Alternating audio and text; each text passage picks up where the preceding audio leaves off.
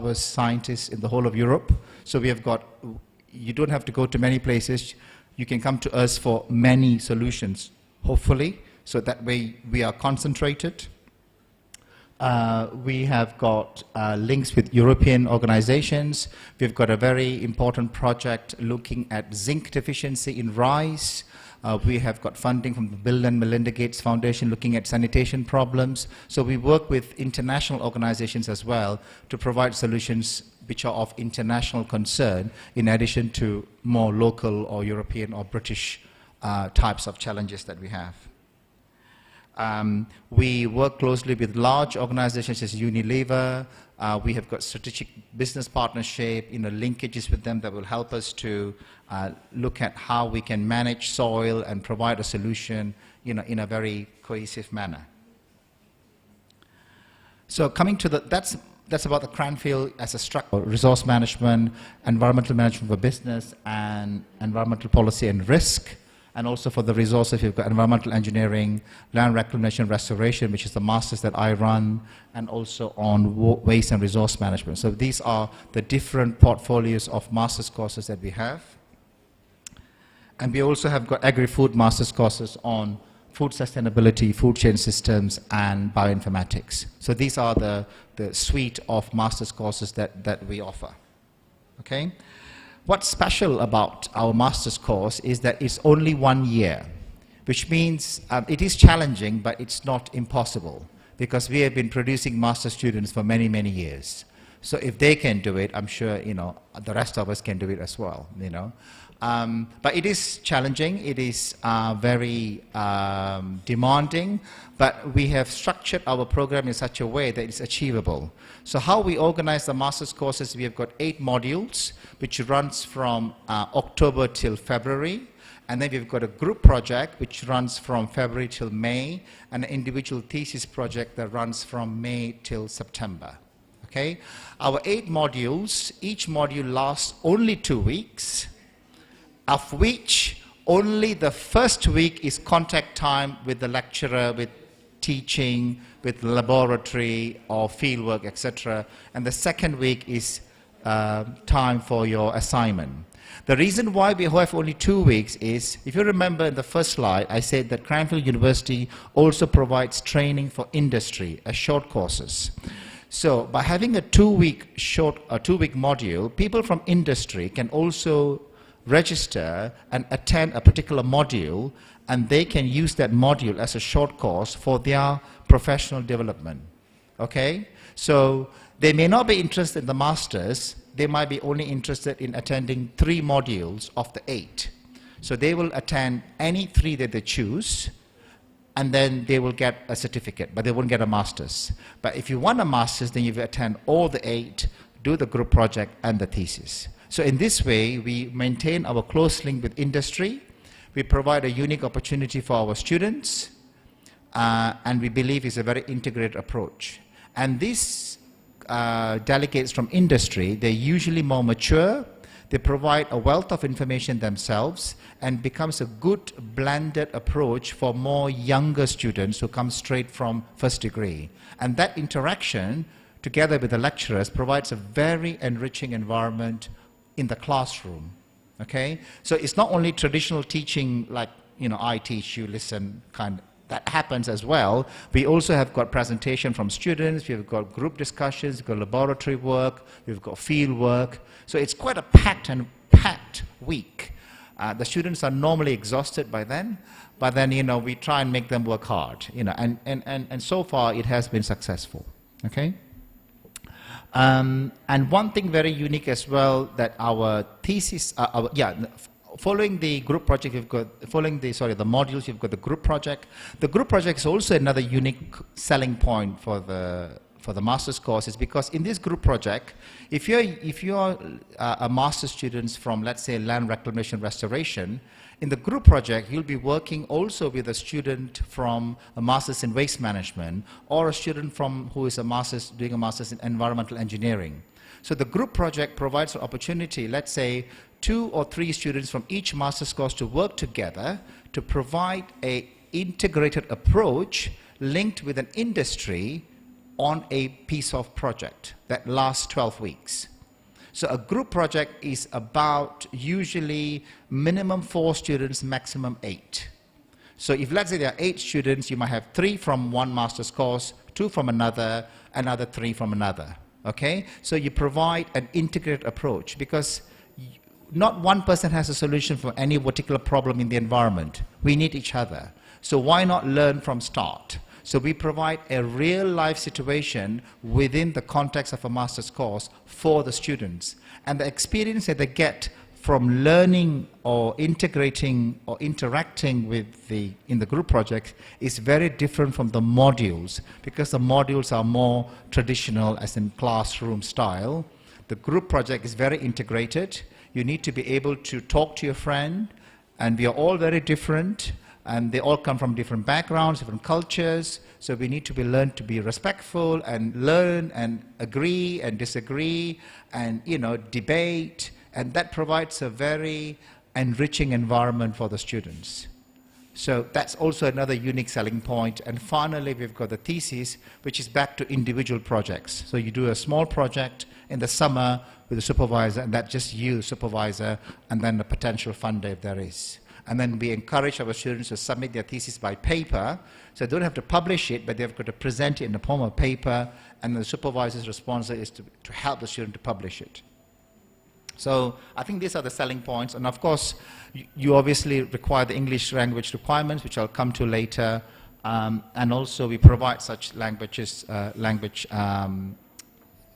facilitate language courses as well at Cranfield, which I will also cover later.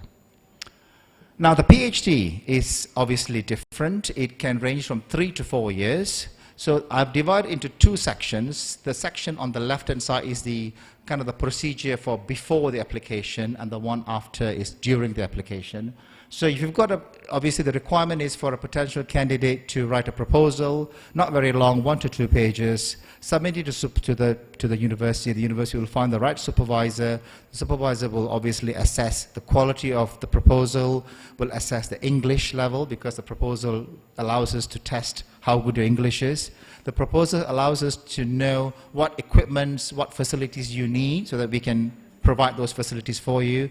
And once that's agreed, then we give you a conditional offer letter.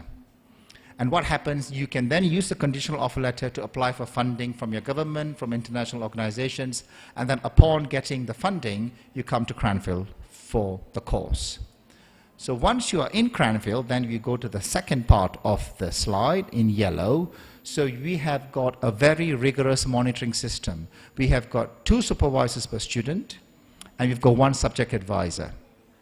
And we have got 4 review meetings as part of a thesis committee. So once a student has started, he or she will have to present the initial ideas and, you know, framework of program in the first 4 months, by the 4th month.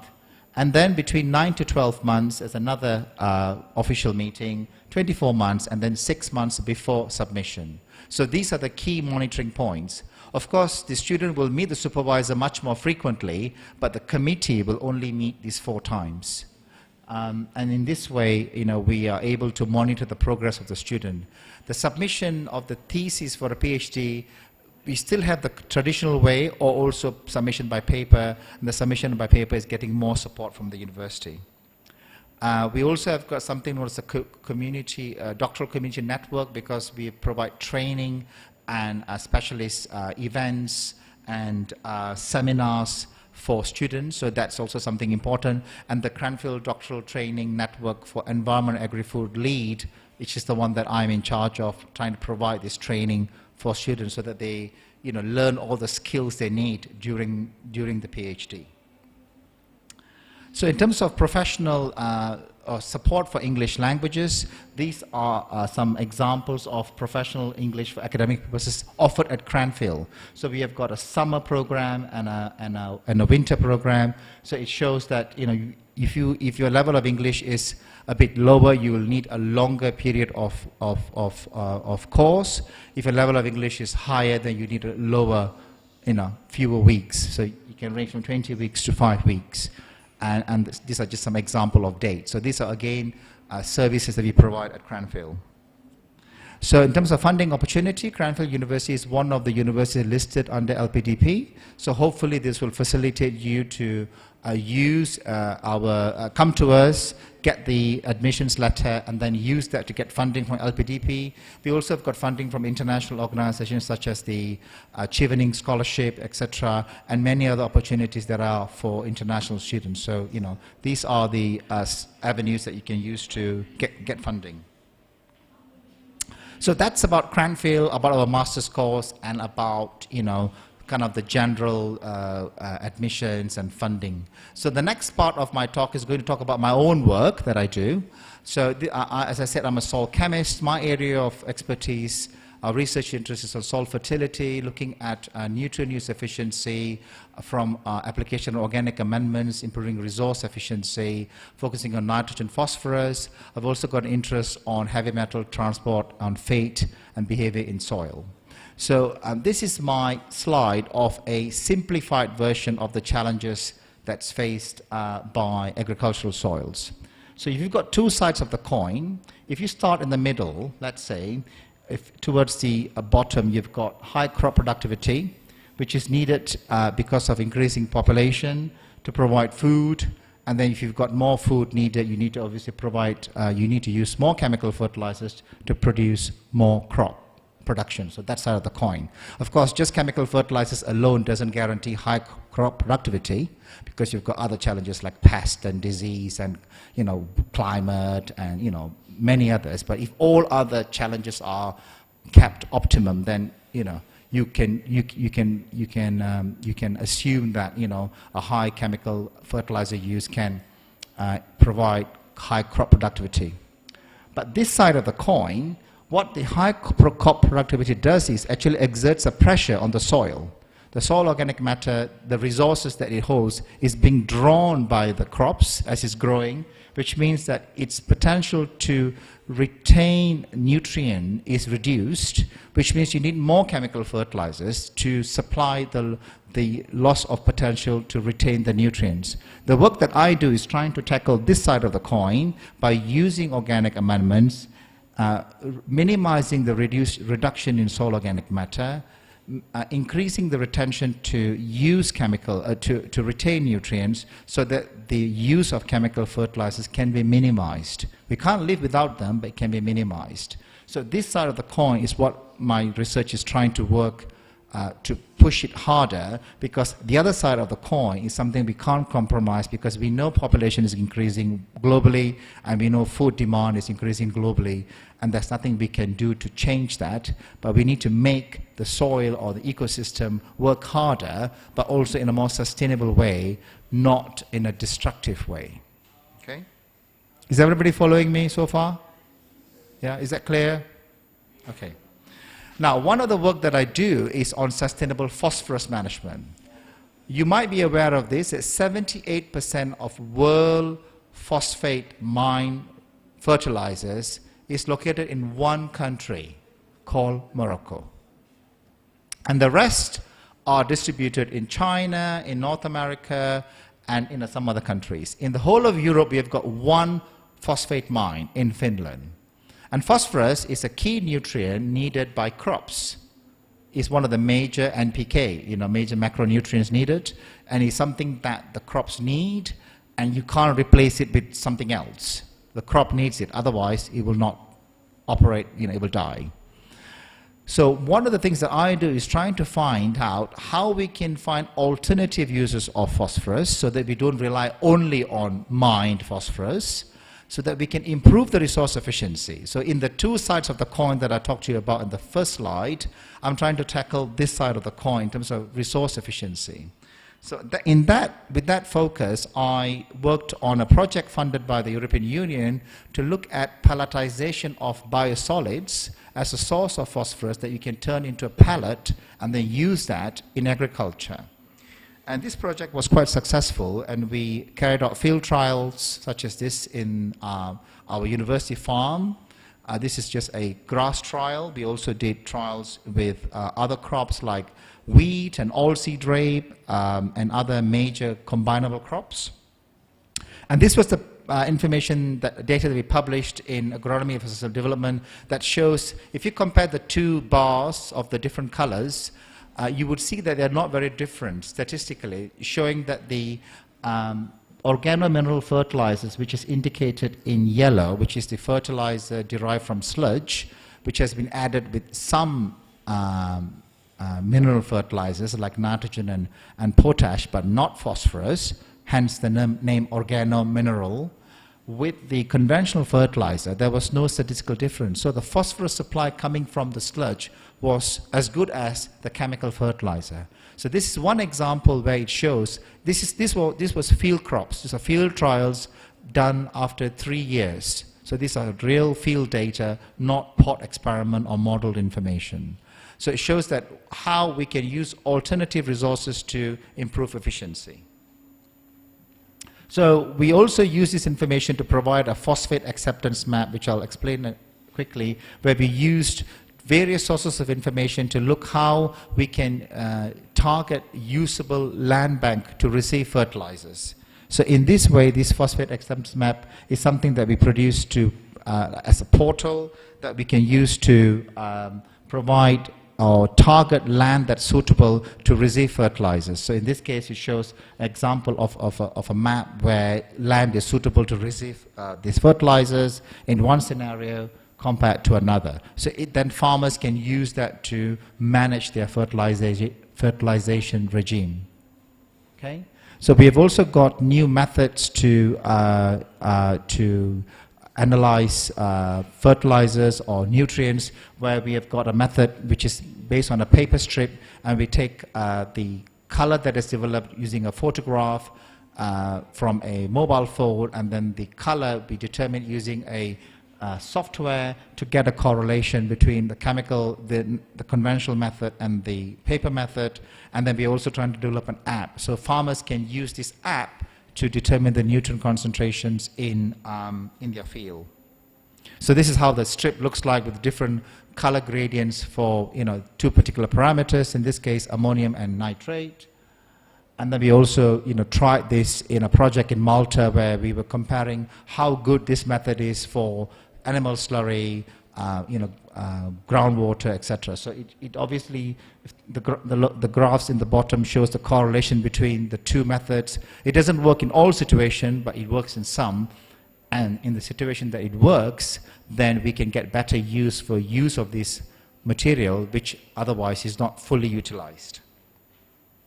So I've also done some work in Madagascar where there was a sanitation project looking at how to improve resource efficiency by getting anaerobic digestion process to get the biogas, and the digestate is then used as a fertilizer. So in this case, the digestate goes through 2 phases of composting and vermicomposting, and the field trials were conducted to look the efficiency between the two and how they can be used in a collective way. So we carried out some field trials growing tomato and maize, and we found that it was providing a very good source of fertilizers, which minimizes the use of chemical fertilizers, and chemical fertilizers are very expensive in developing countries. So this obviously provides a renewable source and a more sustainable approach. Just some plots of tomatoes in Madagascar that my PhD student was involved in.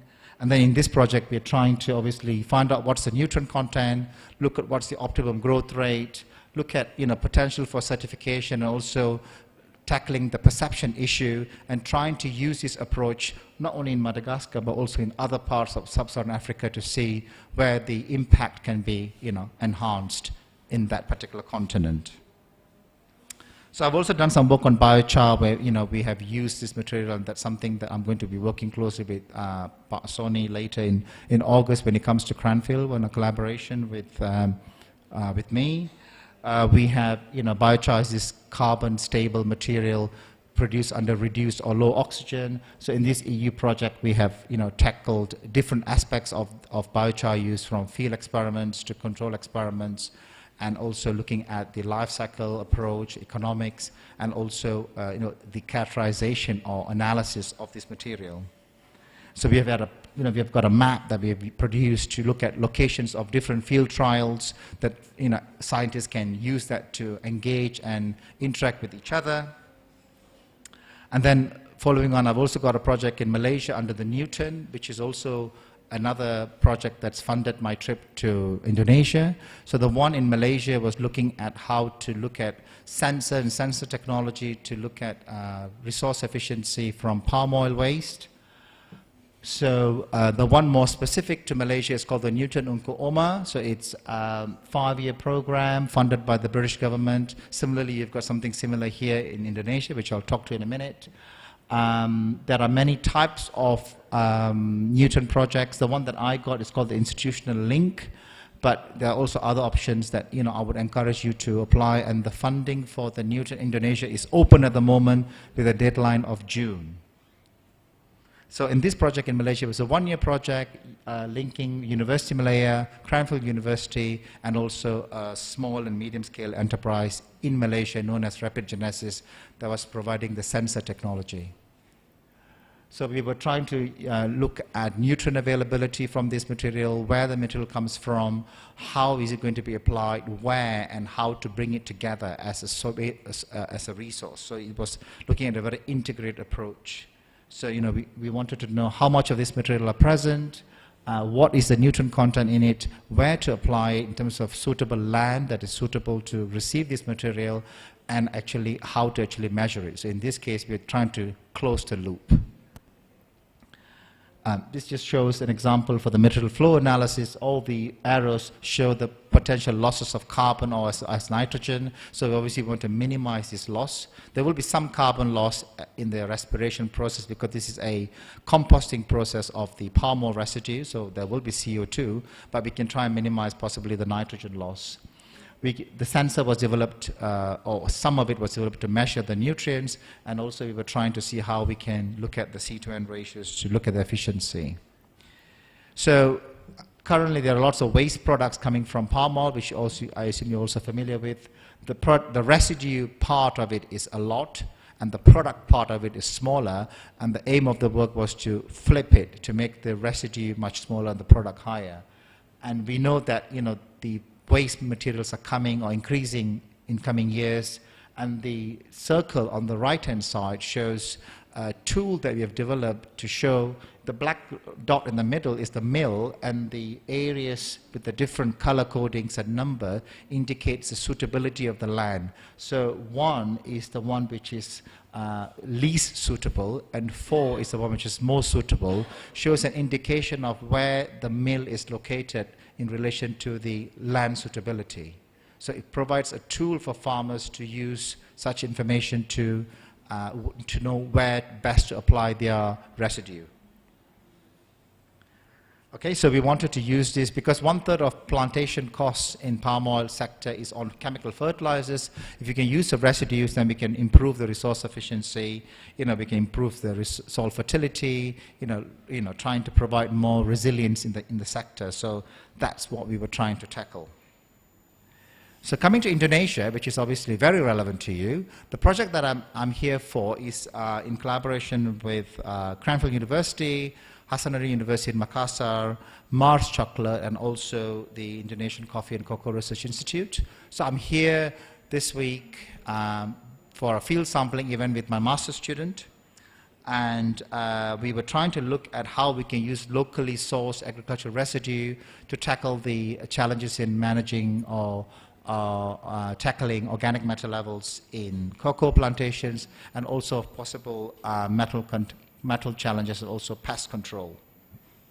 So my initial fieldwork was in Sulawesi, where just shows the different locations in South Sulawesi that I did the sampling, and looking at the trends in soil pH and also soil organic matter levels. So the soil organic matter levels weren't bad, they were actually quite good. We are doing further work to see how this is important in influencing metal mobility and also soil fertility in general.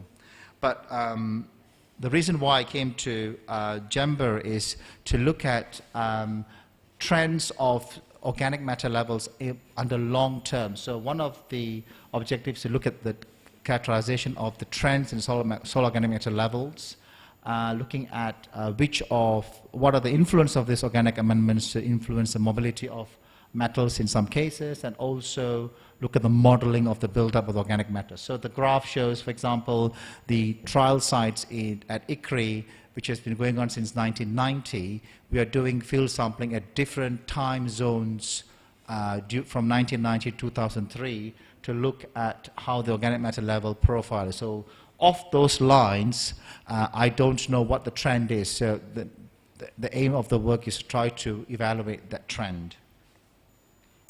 So the last part is all about publication, because I was told that's something that you're all interested in. Has anybody got any questions so far? Okay. So far clear? Okay, good. So the last part is the part that's to do with publication. So I talked about Cranfield, I talked a bit about my own work, and then the last part is going to be about publication. So in the world of publication, basically I consider it as a journey. So you start from the top. You've got an idea. You've got that you have got you're reading a paper. You've got a hypothesis that you want to test, and then you carry out a particular experiment, and then you get the results, and then you interpret, and then you write it, and then you publish it. Obviously, it depends obviously on the funding that you get, and you also have got funding or research that you do, which is driven by industry or driven by policy, or government, So you have got to tailor your research depending on the different funding sources that you have. So this is a cycle. So once you publish, it doesn't end. You get more ideas, and then you keep the cycle going on and on until you probably retire, So, but what's important in the world of publishing at the moment is actually this concept of impact factor. So I will take you through some of the slides to show what does impact factor mean, how to look for certain journals with particular impact factor, how we tackle it. Some of my own experience. I'm not an expert on paper writing. I can share my knowledge and my experience. You only become an expert as you grow old, I suppose, just like in life. So, so far since I've been writing, I've gained a lot of information. So I am using these slides to share my experience and my knowledge with yourselves, and hopefully, this can be helpful to you.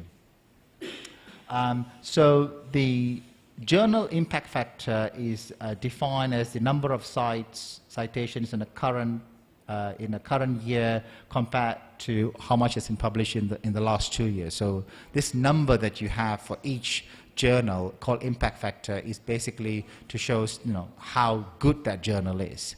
But you need to interpret that number or that impact factor in context. So for example, an impact factor in a medical journal is usually high. Impact factor of a cancer journal will be, 70, 80. It doesn't mean an impact factor in an environmental journal or a soil journal, which has got impact factor of 2, is not important. The disciplines are different. Okay? The impact of health is obviously very significant. Of course, the impact of environment is also important, but you cannot compare impact factor between disciplines. That's wrong. The impact factor should be compared only between disciplines. That's very important. So do not get too carried away with the impact factor, because it has to be interpreted in context. Okay? That's something to bear in mind. So it's a general indicator. Even within the discipline, if a journal that is small and publishes less and has got a small impact factor, and a journal that is big and publishes more and has got only a slightly more impact factor, the journal that publishes less and has got a good impact factor is still not bad. So you still have got to use that in context. You should not be too blinded by just looking at the number and say, I only want to go for 4, I only want to go for 2. You should aim high, of course, but you should also be careful when interpreting what the impact factor is. Okay? It's aimed to compare different types of journals within a particular discipline. That's the important thing. Right, so, the top 10% of the journal usually, the first quarters, is the 11-25%. That's kind of the definition, because it's divided into different quarters. However, you have got to be careful in terms of that the impact factor, a new journal will get an impact factor much later because it has been in publication for a few years. You can have impact factor that is between the in disciplines you cannot compare, which I've just said to you. And you also got to be careful that it's only available in some of the journal titles, not all. So, so you've got to be careful. So obviously if you're publishing in a journal which has the impact factor, then that's good. But, you've got to be cautious how you interpret that information. Okay? Yeah, I wanted to show you an example here. So hopefully this will work.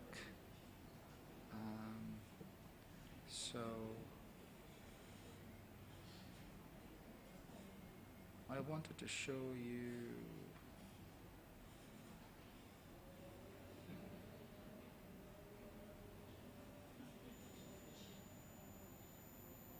If you bear with me, the journal citation report is a document that can help you. So when you're trying to publish a journal, you might wonder.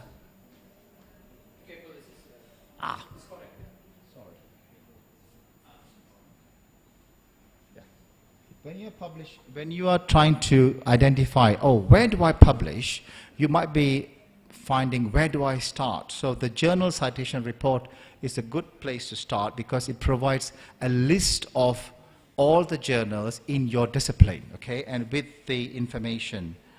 I am trying to make sure the internet is connected, which it is.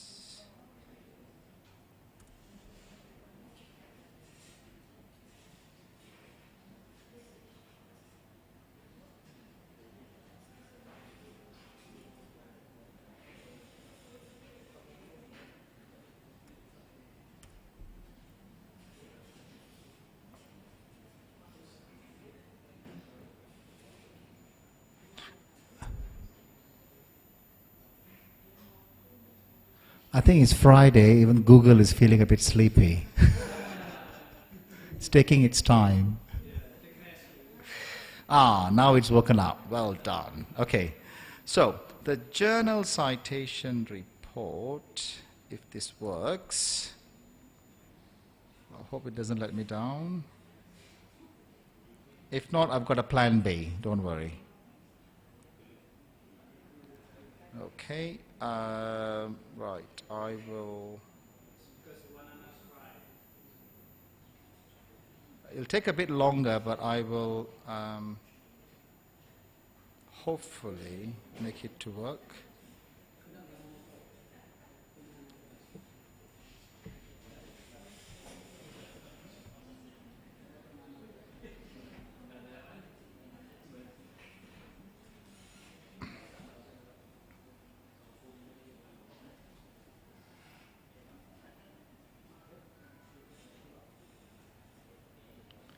It's called the Thomson Reuters Web of Knowledge. Have you all come across this before? Anyone familiar with this? Web of Knowledge? No? Okay, doesn't matter. Okay. So,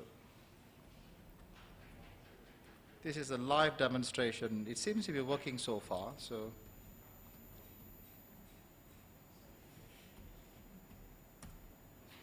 Everybody still with me? Good. You're very keen. Thank you. I'm going to show some magic in a minute. It's a long wait, yeah, unfortunately, but I can't do much about it. I tried to test it in the hotel, but yeah, it works. Okay. So the Journal Citation Report, okay, JCR by Thomson Reuters, provides a category of all the journals in your area, okay?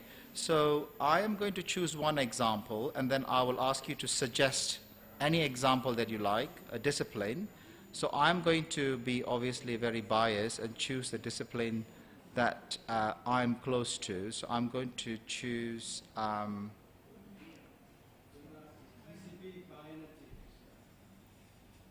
going to choose the categories. Okay, if you look, If you select categories, can you see? So you've got acoustics, agricultural economics, engineering, blah, blah, agronomy, allergy. You know, the list goes on and on and on and on until Z, which is zoology or something, I don't know. Yeah, zoology, okay? So I'm going to be very, very biased and choose soil science, which won't surprise you, okay? And then I'm going to go down and click submit. And what will happen is magically, it's going through all that disciplines from A to zoology, but is going to choose only soil science because that matters the most, obviously. And it has categorized it according to the journals, title, the total citation, the journal impact factor. Okay? So this gives you an idea. However, you might still find, oh my God, there's so much of information. If you want to make it even easier, if you click on show visualization, then it will show this graphic. Okay? So this graphic, so the bigger the circle, the highest impact factor it is. So land resources has got an impact factor of 8.145. Okay? And the homework for you is to publish in this journal within 1 year. Is that possible? Just a joke, okay? So that's the highest impact factor. And then you've got all the other circles showing the difference. So the smaller the circle, the smaller the impact factor, okay? So this is one example of how you can use the information to get, to decide your suitable journals, okay? Now, I'm going to offer you a choice. Who wants to give me a suggestion of another discipline? Because I was rather biased and chose soil science. Do you want to give me another category or another? Bioenergy, okay. I will deselect soil science. I'll say bioenergy. Bioenergy is not there because it's cross-cutting. Huh? Sensors. Okay, let me see. Sensors.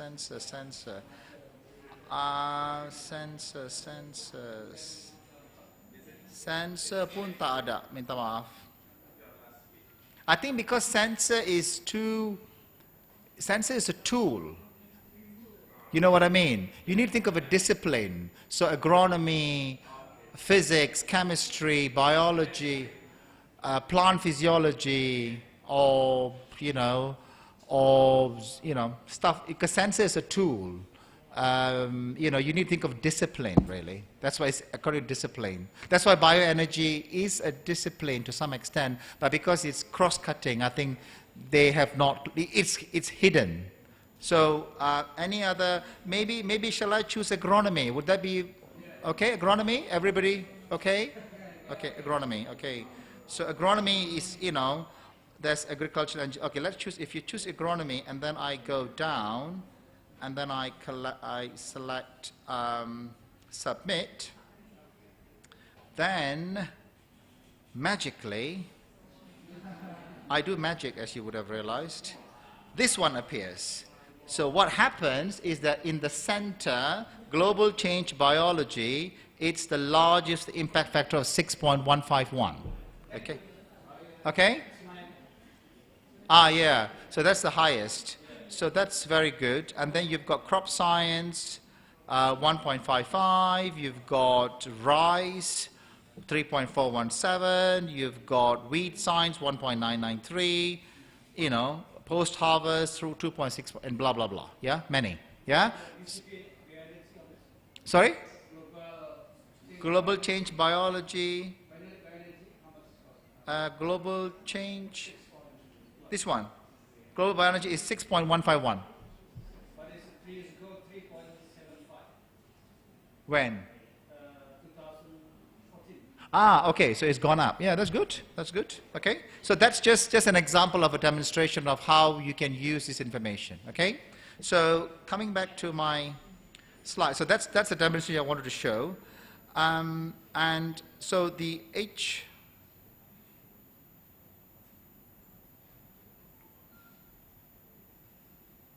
Okay, so that's about the impact factor. So the impact factor is a measure of the journal, okay? The next thing you will come across is H-index. H-index is the measurement of you as a researcher. So I have got an H-index of X. Another person H-index Y, okay? So it is not a measure of the journal, it's the metric of the author, okay? So it depends on the number of publications you have and the impact of your work. So the more people cite your publications, the better, the higher would be your impact factor. And the usual rule, it's not set in stone, is the number of years you have been in research post your PhD will be an indication of how much your impact factor should be, roughly. It's not set in stone, but roughly, okay? So, but the H-index also differs from the different sources. So, for example, an H-index can be, you know, in this particular case, this is a person who has published 50 items and has got 549 citations. His H-index is 14. And same in Web of Science, but Google Scholar and ResearchGate is slightly different. So it shows that the H-index also differs depending on where you cite it in relation to, okay? So just be careful, but between 14 and 15 is not a big difference, you know, but just to show that H-index, you need to say it in conjunction with which metric you are trying to refer to, okay?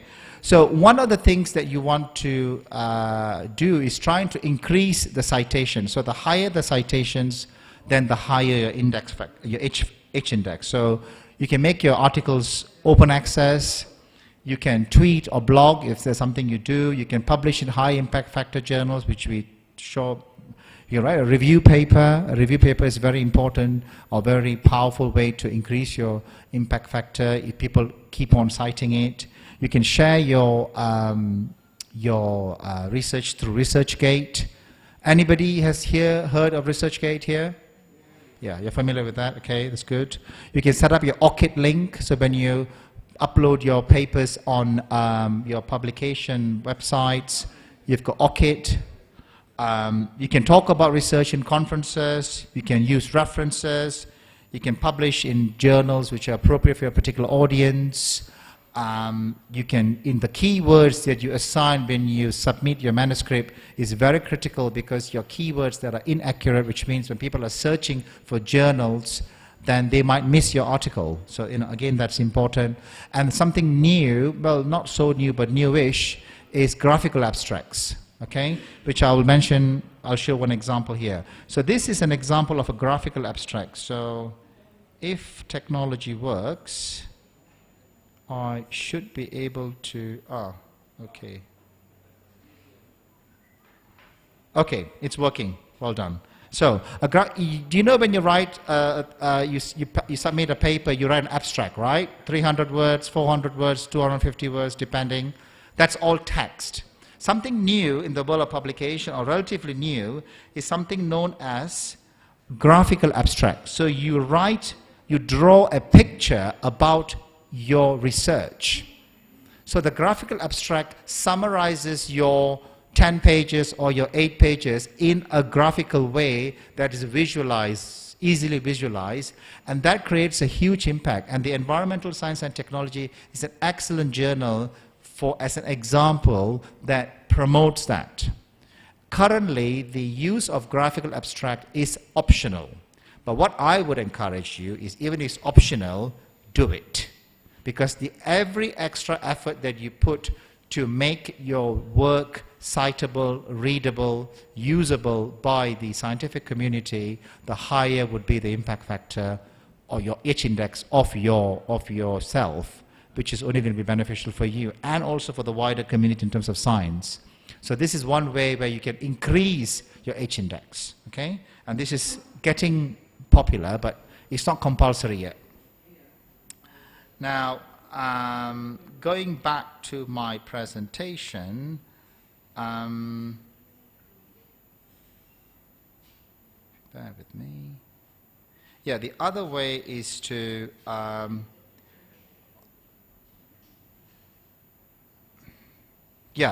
look at Google Scholar citations. So this is myself. So I've got an H index of 12. It's not very high compared to many others that I know, but it just shows an example of the categories. And one of the things you can do is you can click on the button follow. You can also know who is reading your articles, how many people are citing you, and you can get an update on that. So in this way, you are also trying to monitor the progress of your work. So this just shows an example. The next one is another colleague. This is a colleague of mine, so he works with me. He's got H index of 28. And he has got 3,507 citations. Yeah? So I told you I haven't done enough. There are many, many, many, many people better than me. And this is just one of the many. Okay? And there's somebody else better than him, at least in terms of H index. This person has got 119. I think he doesn't sleep, I'm convinced. But never mind, he's still existing. I am not making this up. This is true. This is not false, yeah? This person does exist. He does breathe, he does live, he does do whatever we do. But he has got 71,000 citations. But one of the key things why he has been so successful is he was one of the first people to write a paper about the principles behind photosynthesis many, many years ago. And everything that lives and green in this world photosynthesize. So everybody was citing his paper on and on and on and on until he reached 71,000. And I'm sure that's not the only paper is written, obviously. So this is one important aspect, that if you're a pioneer in your area, if you found, let's say, a cure for cancer using cocoa waste, for example, half of the problem is solved. That's it, something like that, something that is, going to drastically change a particular field or a particular area. That would be one way where you can really create an impact. So this is just one example. No, he's not Malaysian. No, he's English, I think. Farquhar. No, Scottish. Scottish, yeah. No, he's not Malaysian. I think he's based in Australia. Yeah, it's Australia, yeah. Australian National University, yeah. So, okay, again, if I'm a photosynthesis is my area of expertise, and if I want to follow him, then I can click on the follow button here to, follow his research and then, stuff like that, okay? There are certain benefits of using the type of options to whether it's Google Scholar or ResearchGate. I'm going back because the option of ResearchGate, which I showed here, I haven't showed ResearchGate yet. Okay, if you just bear with me. Yeah. So ResearchGate is something you're familiar with. ResearchGate is slightly different. So this is myself. It shows an example of some projects I'm involved in, a bit of my background, and it talks about the number of journals, how many people are reading my work, how many people are citing. You see, the citation isn't high. Many people are reading. So one of the things that one has to do is, if you convert the reading into citation, that's what's important. Yeah? But one thing beneficial about ResearchGate is that it actually will look for any new journals that you've published and update the database itself, which is helpful. Whereas Google Scholar doesn't do that. So there are some benefits of using which option. Okay? And the other bit is there's also something called ORCID, which, have you all heard of that? Have you heard of ORCID? Yeah, when you're submitting. I'm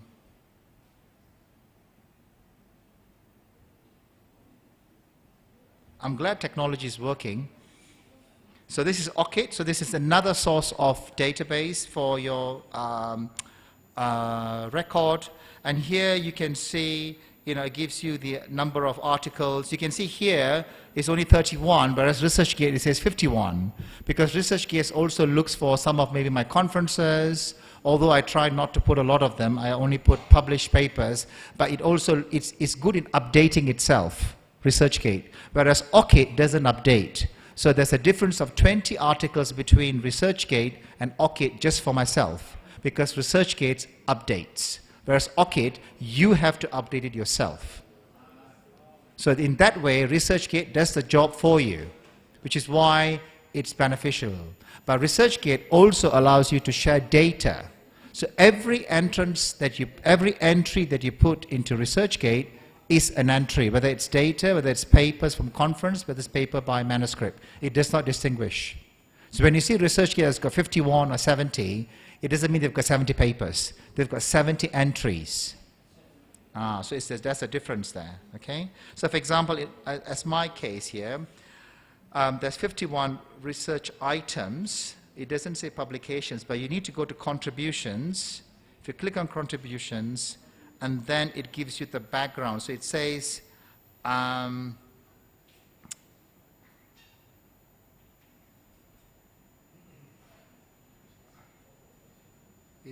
question, just bear with me. Yeah, if you click on research, then it shows the number of papers that's been published. Okay, so that's and also it allows you to download any full text that you want. So it's helpful to manage in that perspective. Okay, so I'm nearly going to finish my talk. So the second last slide is just some general tips really when it comes to publication. It's basically a journey, yeah? So you've got to be, taking step-by-step approach. Writing can be quite challenging, so try and write in small chunks. Try and divide the writing between your co-authors. Not only one person does all the writing. Try and follow the rules or the guide to the author's guideline very strictly, because you do not want to irritate or annoy the reviewers. And then, be patient and be addressing the reviewers' comments and be polite. And one of the things that I aim to do is I try to publish 4 a year, where there's 1 paper in preparation, 1 in submission, and 1 that I'm trying to work on and prepare in a cyclical approach. So in that way, I don't succeed every year to publish 4, but at least 3. In some years I try and publish more, but in other years not. So this is just a formula that works for me, and I'm just sharing it with you. Of course, different people have different formulas. It's not a magic solution, but I'm just sharing with you. And then don't be disappointed when a manuscript is rejected, because, try to build on the reviewer's comments and improve it and then resubmit it elsewhere. And then take it as a journey, because the important thing is trying to keep at it to publish, because if you don't publish, unfortunately, you perish. Okay? Terima kasih.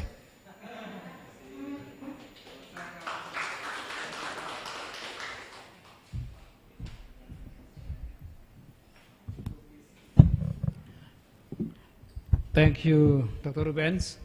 I think if you are a lecturer in UNEJ, you are about to become professor.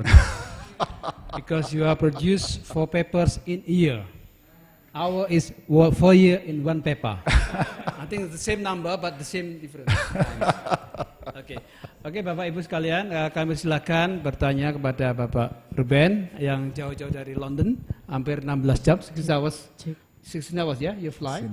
Oke, ini adalah undangan, sebenarnya Bapak ini undangan dari Puslikoka.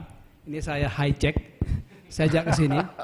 Ini adalah kerjasama Newton Project antara Unhas, kemudian Cranfield University dan ICCI, jadi Indonesian Crops Cacao Crops Institute dari Puslikoka. Kebetulan karena ini adalah sahabat saya kemudian juga akan saya di sana selama 3 bulan nanti Agustus dari IDP Project, di mana saya mengerjakan bauchar dari kopi dan kakao. Dia sebagai instruktur saya di sana. Jadi saya hijack di sini, dia sangat senang bertemu dengan Bapak Ibu sekalian. Oke, kami silakan bertanya kepada Pak Ruben in bahasa Inggris atau in bahasa Indonesia atau bahasa Melayu boleh? Ya, silakan. Oke, kami silakan. Tidak ada masalah.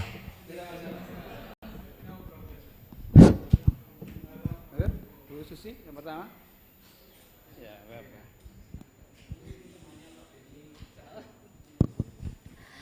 Thank you. My name is Bu Susi. Hello. I'm one member of a coffee research group. So my research concerns with coffee for health. Coffee. Health. Coffee. Oh, Coffee. Coffee for health. Oh, okay, very good. Yes. And maybe Pak Soni have told you about that in maybe next November. Yes, our research group will conduct conference, coffee conference. And already thought about this, yeah. Yeah, because GICC, Jember International Coffee Conference. Jember International. Next year. No, next this year. November. Next November. Next Okay. November. Okay, very good. Yeah, maybe I will tell you a little bit about my research group. Okay. My research group is focusing the research on coffee, but see from many different aspects of coffee, from agronomy, from technology, from health, culture, education. What else, Pak Soni? Management, technology, agronomy. Agronomy. Yeah. So we are. Don't forget soil. Yes, of course. Yeah. So we are in that conference. We will get many kind of article. I mean, bunga rampai. What is in English? Miscellany articles. Okay, miscellaneous. Yes, and from that conference, we want to publish all of the articles. Ah, okay. Yes, and right now we have proposed a submit to many publisher, but we still have 6 positive response, six publisher that give a positive response. Oh, very good. And also we still need many publisher to publish our articles. So what I want to ask you is, Mr. Ruben, what is your suggestions or recommendations to find publishers, many other publishers, because my article will be miscellany articles. Bunga rampai, what is English? Miscellaneous, okay. Yes, the problem, some publisher rejects our proposal because we have miscellany articles. Okay, thank you. Okay, thank you. Okay. If you say that your research is on coffee and the different aspects of coffee, what I don't understand is why do you say it's miscellaneous? Miscellaneous is done line kan? This is, I think, I have to clarify. Maybe I don't understand the terminology. Yeah, because in here so many faculty here, and you like the dance, agriculture, basic science, economic, social politics, and culture. It's multidiscipline.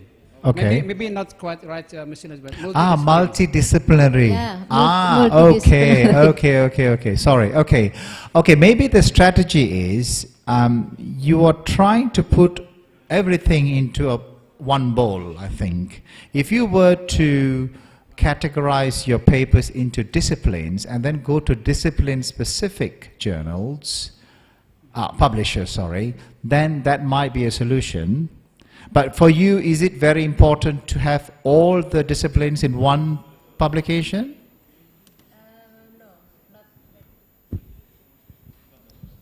No. Maybe there are many, yeah. Okay. I mean, you can have 2 approaches. You can have What I would suggest, I mean, it's just a suggestion, and it's up to you to follow, but if you're organizing a conference in a year's time, maybe in that conference proceedings, you will say that selected good quality submissions will be published. I have done publication through conferences which has then been selected and then published. Normally they will not publish everything. You will get the booklet for the conference proceedings, but that is not publication. In the real term of publication, a conference publication is not publication because it's lesser quality, usually. Of course, there are conferences are good and you need to communicate, of course, but in terms of the rigor or how strict the referees are, they are more strict for peer-reviewed journals than they are for conferences. So if you want to target, you have the option of either saying, only good quality manuscript will be selected, is one option. But if you want to include everybody, then maybe the only way is to divide your submissions into disciplines, and then approach a discipline-specific publisher to get to sell your idea, because there are not many multidisciplinary publishers out there. So I'm not surprised if you're finding it hard. If you say agricultural based, then there are some. But if you ask me about social science, I have no idea myself. Okay, thank you. Okay. Also one of the keynote speaker is Dr. Benny Cahyono. Your Okay, Benny. From Cranfield. All right. Because he work in management of supply chain. Okay. Supply chain of coffee in the world. Yeah. Okay, very good. Think, you can see on internet GICC. GICC. Okay. There's a Benny's photo there. Okay. Very good. Okay, thank you, Pak Ruben. Another question, please. Silakan. Oke, belakang. Dari fakultas mana, Bu?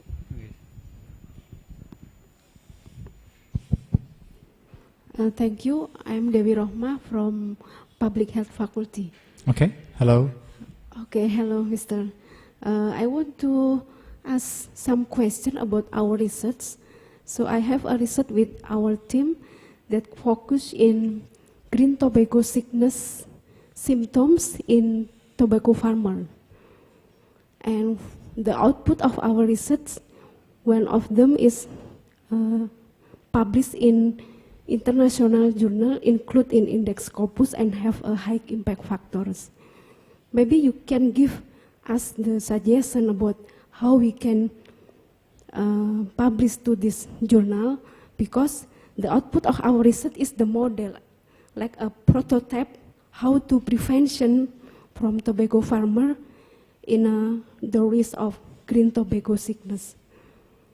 Okay. Thank you. So you want to find the suitable journal for your publication, for your research? Yeah, focus in tobacco farmer, and okay. The research is about the green tobacco sickness symptoms. Okay. So one clue that I can suggest is, when you are writing, you have written this article already? So one clue would be the suitability of a journal for your paper. A usual clue is, if you go to your reference that you have used to write your paper, the paper or the journal that you have repeatedly referred to will usually be a good home for your own paper. Okay, so that's one of the clues that you can use. So for example, if you've used the journal of, I don't know, I'm making this up, tobacco agronomy or something like that, many times, even if it's not 10 times, even if it's 2 times, or or you have read many times but you've not actually cited, but at least you've read it. Any journal that's familiar in your area of reading would be a good option for you to submit. Okay, and usually when it's modeling-based papers, one way where you can increase the success of getting accepted is, have you done any validation of your model maybe? In that way, you know, because model is a tool, but how do you know how good it is? You know what I mean? Because you can, I mean, making a model, I'm not saying is easy, it's challenging, but I've used models, I use models, I don't make model because I'm not a mathematician, but how do I know that the model is getting or giving me good data? So I need to always calibrate it, validate it. So if you've done any validation, then that would actually increase the quality of your paper. Okay? Okay, bagaimana? Ya, cukup. Okay. Once more maybe, Okay, Mr. Sure, sure. Okay. What do you think about the networking? If we have this research, we must make our networking with government or maybe with NGO that include in our research, or it is to make more easier to can publish in a journal that has impact. You can include governments or NGO, I think both, but the quality of your publication is all based on your science. That is a simple rule. It's all about your data. How good you write it, how good you interpret it, and what new thing that data or that finding is providing to your area of research. It sounds simple, it's not, it's hard, but basically that's it. If your science is good, if your experimental setup is good, your design, your interpretation, your statistics, then, you know, you in theory will have less challenge. I mean, of course, it's not that easy because writing is hard, I know that. But, you know, you don't have to worry too much about who you consult with because it all depends on the quality of your data, that's all. Yeah? Okay, thank you very much, Pak Ruben. Another one, okay, please. Bapak. Okay. Thank you, Dr. Ruben. My name is Amrun from pharmaceutical pharmacy. Okay. Okay. I'm from Faculty of Pharmacy. I just want to ask regarding the high impact factor of journal. I know that higher the impact factor can always give more higher to impact to our publication. Of course. And it is connected with novelty. Yes. My friend told me that novelty is a word that is sometimes is misused word. Okay. About novelty. I just want to know what is your comment about this regarding your experience submitted in high impact factor of journals. I'm not sure why you mean misleading. My friend told me that novelty is sometimes is a misused word. We just fill in the gap between. I wouldn't agree completely with your friend, but okay. I mean, I think novelty is needed, but I think maybe you need to be careful in how you interpret novelty. I mean, for example, if someone has got a formula for, I'm talking about, let's say, pharmacy, because that's your area. I mean, it's not my area. I'm just making an example. If you've got a formulation and you have got a particular product and you see how efficacious the product is for a particular disease or something, a novelty can also be in that formulation. You just change one or two core ingredients and that creates a totally different product. That's also novelty. So you've not done a lot. You've not created, if let's say in a formulation you've got 10 products, you don't have to find 10 alternative products to make a new product. If you find maybe of the 10 products, you use the 9 products the same, but the one product maybe which is the most important product of the 10, you change it to something else, that's also novelty because you've just done a little change. You see what I mean? So novelty doesn't have to be completely transformational. A little bit of novelty adds on because in my research, I have contributed, you know, maybe only this much. But you need 20 years of research of me, X, Y, Z, A, B, C, and D to improve or to you know, push that boundaries further, you see. So novelty needs to be used in context. Maybe that's what your friend means. You don't have to change, you don't have to revolutionize, you know, everything, because you can't do that. You need your whole working life to do that. Which you might. People have done it, fine, but you can't do it, you know, in the early part of your career maybe towards the end, because things take time, you know, and I think maybe that's what the true meaning of novelty is, not, you know, something that is drastic. You see? I hope that answers the question, yeah? Okay. I try to use an example which is relevant. Maybe if you can give another example, maybe in the area of food chemistry. I can give. I think it is related with your disciplines. Well, I can give an example which, you know, where, you know, the work that I'm trying to do. Okay. For example, in fertilizers, they apply for agriculture. You know, one of the ways that they're trying to do is, like the pellets that I showed you before, you know, in these granules, that is innovation and novelty, because people have applied sludge as a wet product. But what we have done is, we have taken the same thing, but we have dried it, we have changed the form, and then we have added some things, but the original material is the same.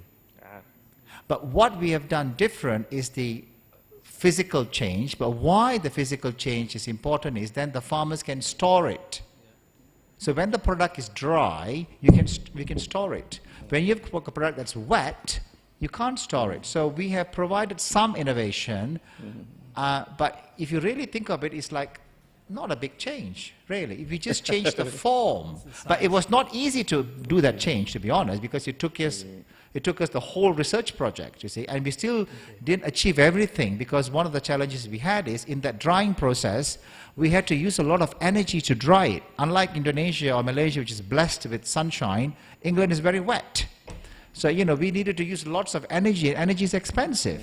So we have only partly solved the problem. Now we need to think of a green energy to do the drying process, which is probably another project. You know what I mean? Because now we have used fossil fuel to do the drying. Maybe the next novelty will be using, I don't know, solar technology to do the drying. That'll be perfect. You know what I mean? So novelty doesn't have to be, you know, all the changes. It's little by little, I think. Okay. Thank you. Okay, thank you. Okay, silakan Pak Arthur, Pak Sugeng. This like Pak Sugeng is same like yours, working with Bahacha. Do you do something? Silakan. Okay, tidak ada. Pak Ruben, this is also Vice Rector 1 is about academic, Dr. Sulfikar, and also Vice Rector 3 is Professor. Hello. Okay. Ada yang pertanyaan lain? Silakan, Bapak Ibu. Kalau tidak bertanya, can I ask? Yes, of course. Dr. Ruben, I saw in your paper before in slides number 61 that you said that in Cranfield the lecture at least published 4 papers in year. So how to encourage us to make 2 papers at least a year? Yes, I mean, when I said 4, you know, that's what we were it's not everybody does it, but most of us try to do it, but 3 is usual. I think one thing you need to do is you need to be maybe strategic. I think it works for us because the model of our master's course, for example, the thesis that we produce is in form of paper. So then the student, with our help, has already started to write it. So we take it and then we make other changes, and then but whenever we use that work, we always make sure the student is the first author, because we we base the publication on his or her work. Of course, I'm the supervisor, so I have got ownership as well, but the student has done the basic work. So always the student is the first author, even for PhD. Only when I write the paper by myself as a lead author, then I do most of the writing. So I think it depends on, different countries have different rules, different universities have different rules. We need to have integrity in writing. We cannot let the student do all the work and put Sakrabani. That is not right, because we need to give priority, because the students also have to grow and with their profession, just like I hopefully am growing and the rest of you. So that's one way. But if I want to be the first author, then I will formulate the paper formatting, then I will discuss it with my colleague. The reason why I think we are a bit more successful is we work as a team, because you can't do all the writing yourself. You need to say, okay, my paper has got introduction, Mitchelson method, discussion, results discussion, and conclusion. So I said, okay, I will write the introduction, you write the methodology. And then let's come together.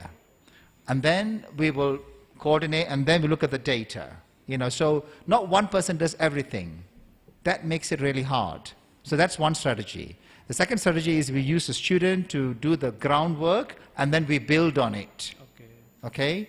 And then the third strategy is amongst colleagues. So the colleague who wants to be the lead author does the major planning, and then he or she will share it out. In that way, I think it's achievable. But it is hard work. I'm not going to say it's easy. Okay. The last question from my colleagues just SMS me. Is it possible for you to join research collaboration, Doctor?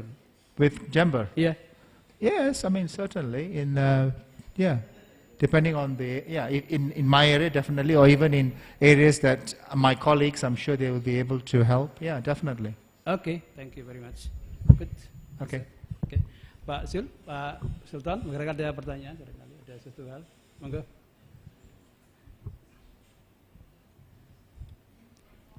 Sorry. Ada? Monggo, Pak. Pak Zul. Can I get for Pak Zulfikar, please? No. Bapak tadi. Pak Zul. Pak Zul. Okay. Tadi ya. Pak Zul, tadi. Maaf tadi. Tadi saya pikir ada lagi. Ada dua lagi, Pak. Thank you very much, moderator. Mr. Ruben, at the time being, we have so many papers, but unfortunately, most of them still need some help, especially for proofreader. Okay. Because of English problem, that's the main things that we have to improve. So right now also we have some task force, something like that, to push, to accelerate our staff members' papers. In according to that, so next time I would like to invite you as one of our proofreader. Okay. So it is useful for our staff member to what I mean, that's to create more and more publication. Yeah. Due to they have so many students actually. Yeah. We have postgrad student that's in management and everything, that's at least maybe around 20 publication per semester. So it is a good chance for us to improve our publication. Thank you very much. Thank you. There are also, even in any journals, they also ask for, there are services as well. I'm not sure whether you have such services here, but yeah, I'll be happy to help in any way.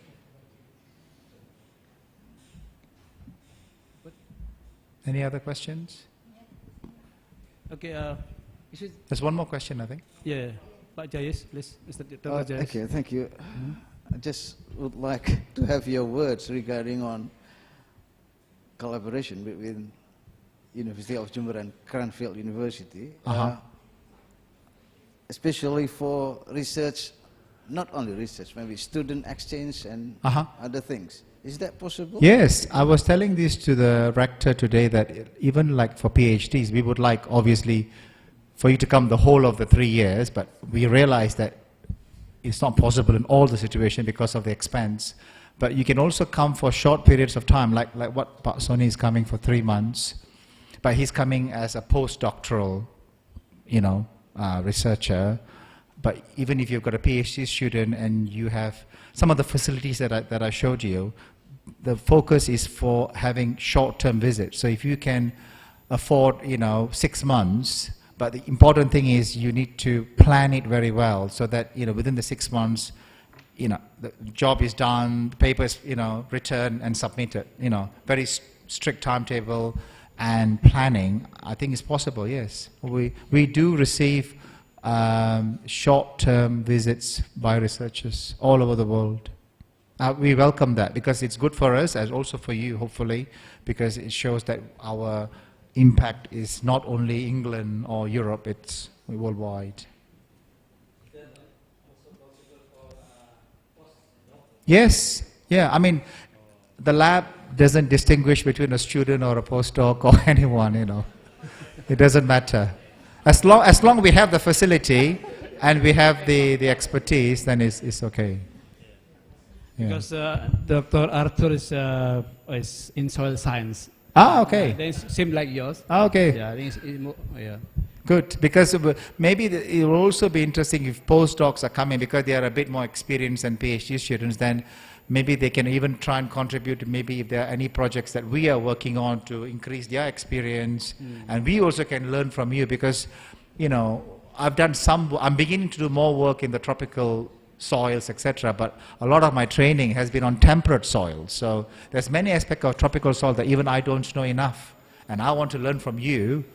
And hopefully, I can also share some of my knowledge with you, you see? Yeah. So it's maybe important. for me, especially, time is running so fast. Sorry? Time is running so fast. Wow. Only few years maybe for me. You look very young. Yeah. So Muda lagi. I want to ask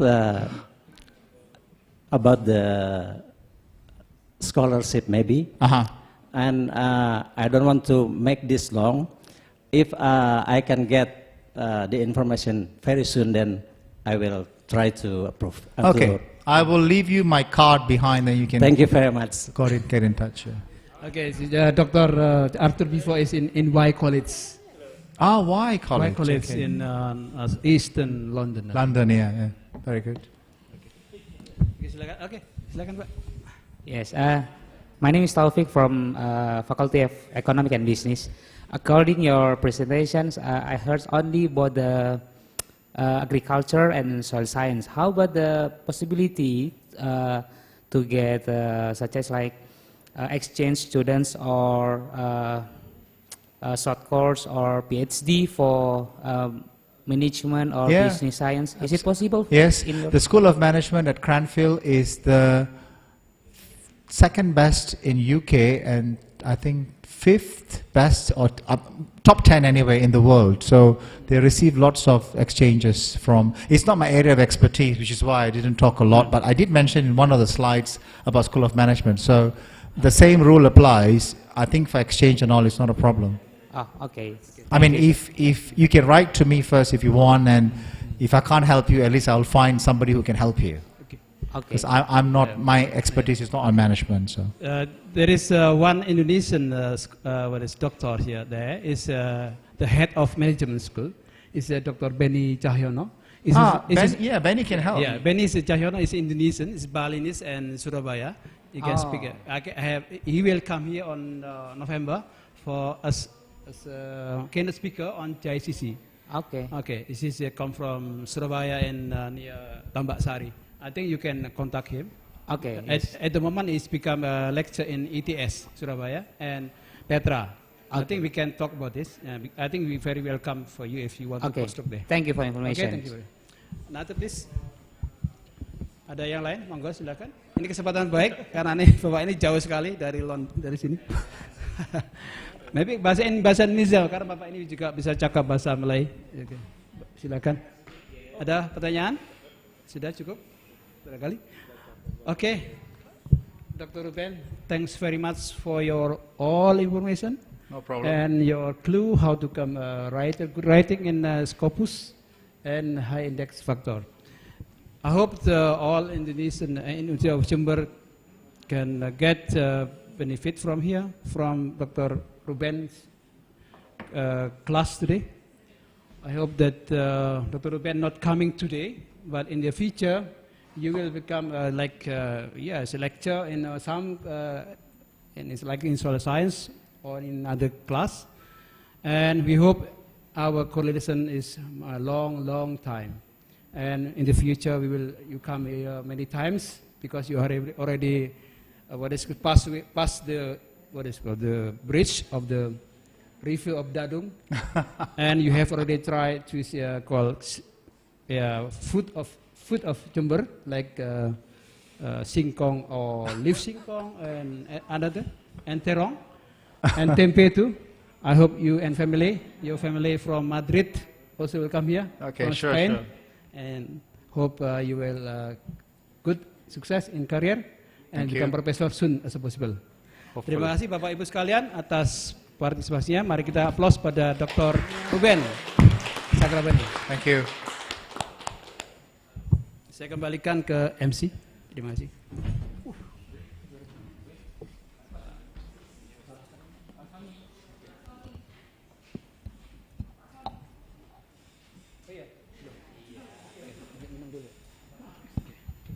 Okay, so this is the end of question and answer session.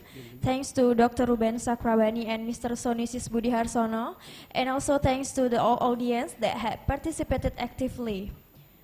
Excellencies, ladies and gentlemen, without further ado, I would like to invite Mr. Zulfikar, Vice Rector of Academic Affairs, to present the token of appreciation to Dr. Ruben Sakrabani.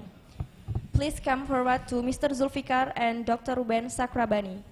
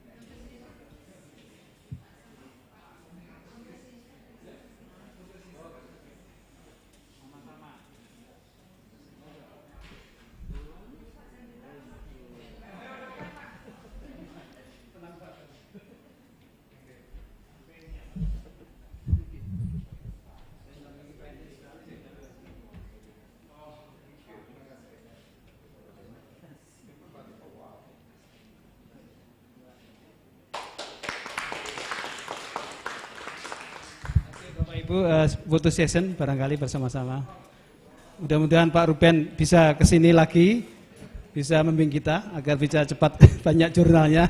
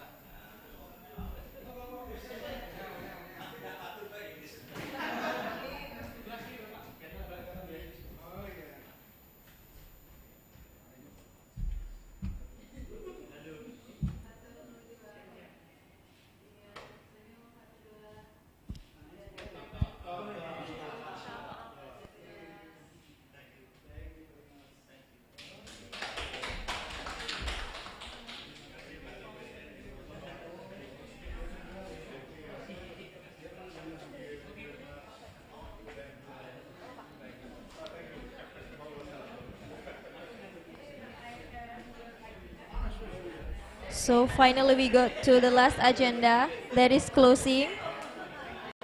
Thank you very much for your time and attention.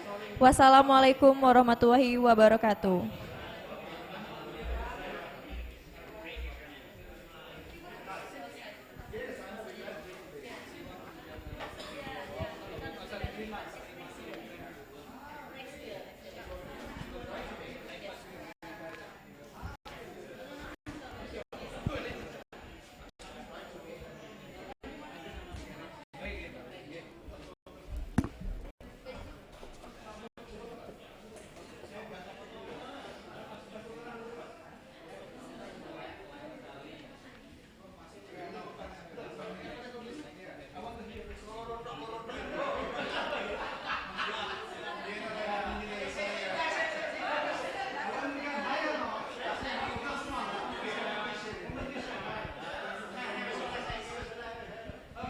Ya, acara hari ini telah selesai. Sebentar lagi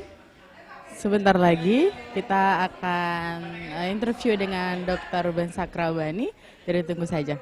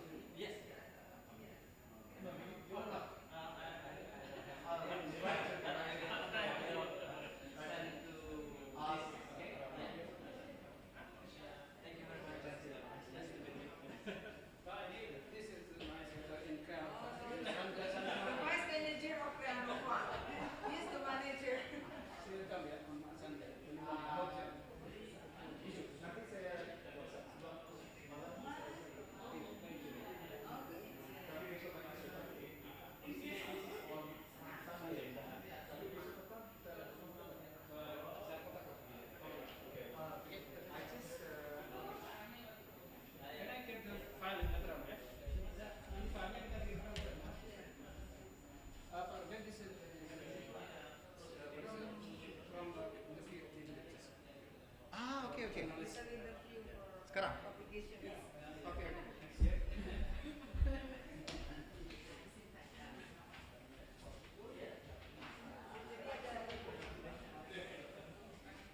Alright, Mr. Ruben, can I call you that? Yes. You speak Indonesia?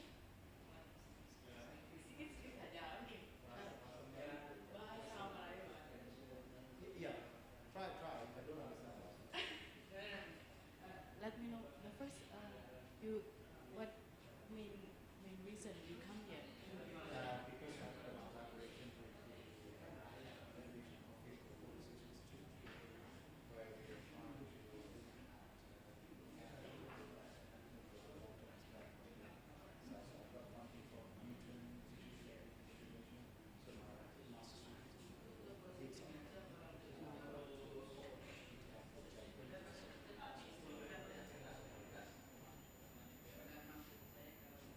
I heard that your research in here focus on coffee and cacao. That's right. More coffee and cacao. All right. What do you think about the coffee and cacao in this area? Well, I'm interested more on the soil side of things. Yeah, I am interested more on the soil component, not on the crop itself. Of course, everything is interrelated.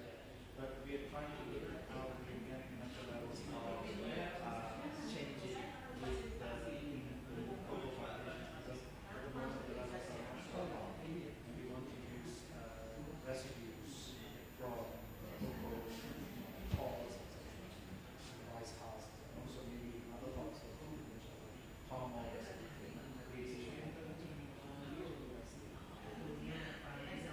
Let's talk about image.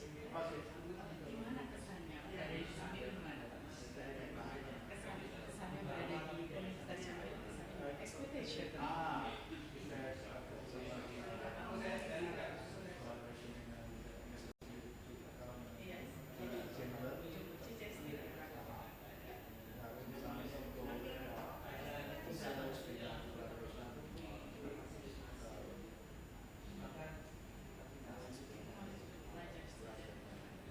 Thank you, sir. Nice to meet you.